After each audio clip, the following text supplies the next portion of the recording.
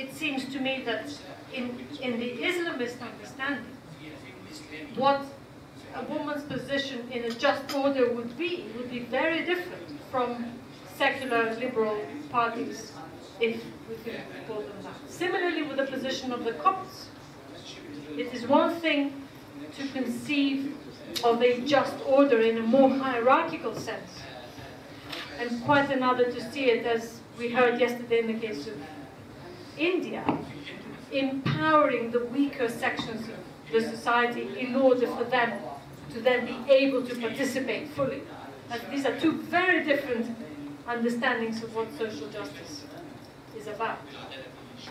So who the actors are is actually about determining number one, and we cannot produce knowledge or a strategy unless we have, I think, some agreement on what number one should be. And this is a political issue. This is going to be played out in the corridors of power, on the streets, but also I think ideas do have a role to play. A small role, but we all play a small role. So I think that's the order of things.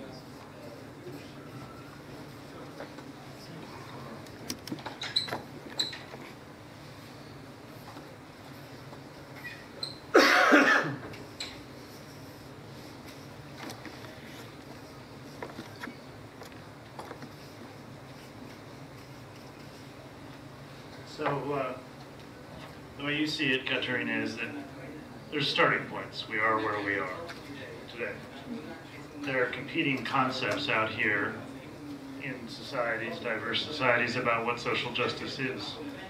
From those competing concepts, there are a lot of different possible priorities. For some people it might be religious rights of the Copts, for others it might be unemployed youth, for others it might be rights for women, etc. These different priorities attached to the different concepts. Then there's this messy domain of actors, non-governmental, governmental, private, others, who are all clashing in different ways around each of these. So it's something more like that too. Sorry. No, that's the whole point, is to start evolving our thinking. This isn't doctrine. Sir. Which one? No, actually, he said his name. Yeah?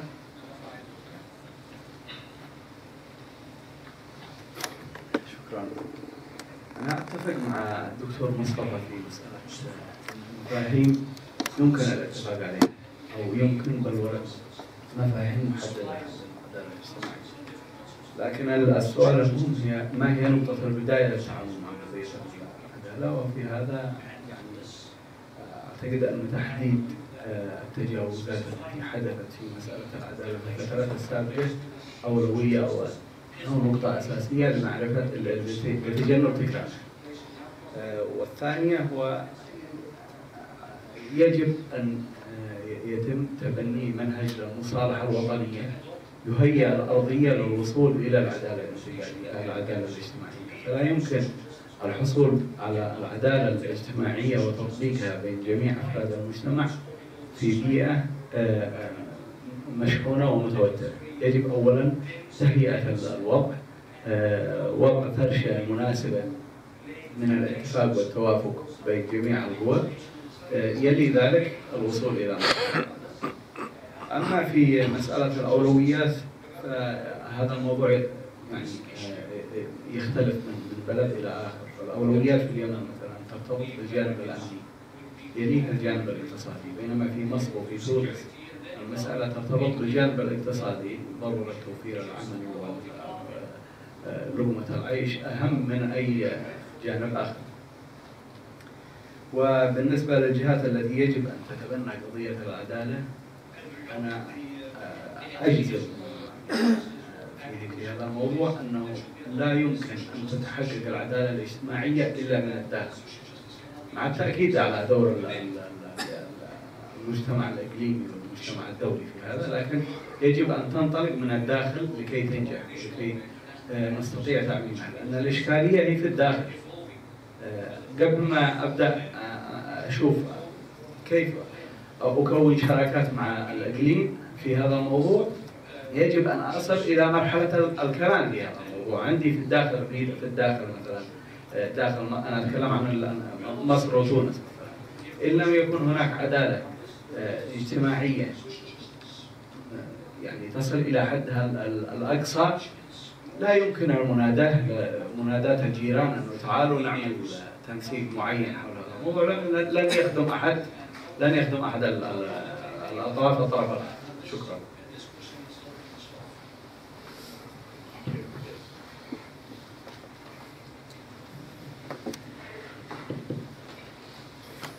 I have a slightly different take on this issue. What I would like to put before your consideration is that it's given. I mean, we know any society, whether it's the Egyptian society, Indian society, I mean, there can be different positions and different interpretations about the social justice, the entire moral values, ethics, etc., etc. This is a given process. The point is that given this situation, how do we steer the project next possibly is the question of strategy becomes relevant. And I would like to argue here that perhaps social justice can be a mobilizing process to alter the political configuration or bring a kind of a political reconfiguration. What I trying to argue here is that the rise of Islamist forces in the region, to my judgment, is largely emerged out of the failure of the state in the social sector particularly. The state failed in the Egyptian state, we know about it, in other cases also. The neglect or the welfare activities, etc., the commitment of the social contract, the state failed desperately. And this gap was filled up by the charitable trust run by the Muslim Brotherhood. Now, if you can work out a social justice program, which makes this ordinary citizen who joins these religious groups not because of any guarantee in the next birth or any divinity of that sort, but because something has been delivered to me, that's what I joined them. If you can work out that kind of social justice program to that constituency, and it becomes so visible to that ordinary citizens that his or her interests are being taken care by that social justice program, I think that can be a strategy by which you can play a role in reconfiguring the constituencies which are reinforcing the political agenda or political role of the in terms of the religious parties. And if that can be a tactics or a strategy, that's a different issue, but that can be a way we can think in terms of this kind of political reconfiguration.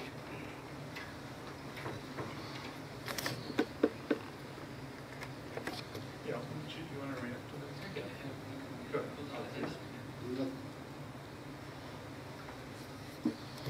Not so much to react to that, but to kind of take a step back a little bit and say, what are we talking about when we're talking about social justice? I mean, are we talking about freedom, like the goal of freedom? Or are we talking about some specific state that becomes a goal, then we have to reach it, and then somehow we have to mark how well we have reached it? I think it might be better to be thinking about social justice with terms like consolidate, strengthen, improve, as a process, not so much as a goal. Because really social justice are, as was said earlier, and I think Dr. Mahmoud said it earlier, is that probably no country in the world has ever reached the perfect stage of social justice. I mean, there are always problems and issues. Therefore, we need to think of it in terms of its constituent parts. So, rather than, there's a saying in Lebanon, where they say, you enlarge the rock so much that nobody can carry it anymore. So rather than seeing the big forest, just think about the trees and think about ways that we can, handle each tree in a way that makes sense along the stream of improving social justice and enjoyment of a more just system. So dealing with women's rights and access is one aspect. Dealing with employment opportunities and equality and quality of opportunity. Thinking about distributive justice in a way that actually creates an earning power and rather than the approach of handing out cash. If you want to think about the Gulf countries. In terms of economic and social rights, they're beautiful. everybody's got perfect health care, they've all got, you know, they don't pay taxes. I mean, it's the perfect system in terms of day-to-day living. But is there social justice in the Gulf? I don't think any of us would say that there was. There's something huge missing there, and that is the other aspects of human dignity, which is the sense of, you know. So I think we need to think in those terms a little bit, and not worry about having a program called social justice, but rather a process of achieving social justice, tying it to the original demands of the revolution. I think that would have to be the key. Okay. Can I go first? Because Mustafa always says the right thing. So can I redo? Can I kind of do this thing the way I see it, and I might be totally wrong, so this is just a suggestion. مجرد اقتراح. And I will most probably use your same concepts, but I will, or the components, but I will look at them differently. My suggestion would be that we start from the issue of, I'll write it in Arabic and say it in English so that everyone. The issue of knowledge and the issue of networks. And then start to ask ourselves, how can this help us capture the multiplicity of concepts? How can this help us capture the multiplicity of situation maps, which would include priorities? What can we do to capture the strategies? Not strategies for action, because none of us here is a minister of anything, but strategies for advocacy.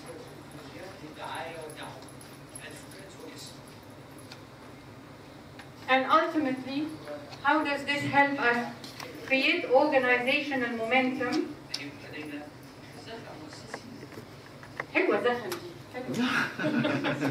Organizational momentum, and I'll stop in a second, for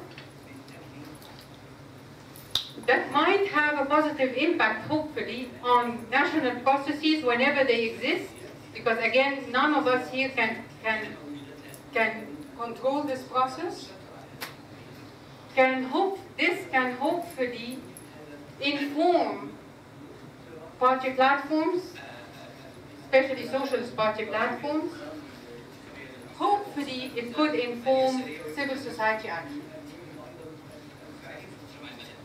In other words, to finish, I believe the starting point for us should be here. That's what all of us can contribute, knowledge and networks, and then start to figure out how can we possibly make this, create such outputs that hopefully will inform national processes, party platforms, and civil society activism. That would be my Thank you, Noha. And does it, I mean, potentially it moves in a direction, I mean, one can do all of these at once, or one could sort of say, what's my situation, what are my concepts, what are my strategies? I mean, it could have a direction if you want. So it's a bit starting points, concepts, priorities, yeah, but it's sort of a sense of motion. And you're right, knowledge is at the center of what we are, you know, what our position is. That's good. I think it's still important we come back to the point that our Indian colleague raised about this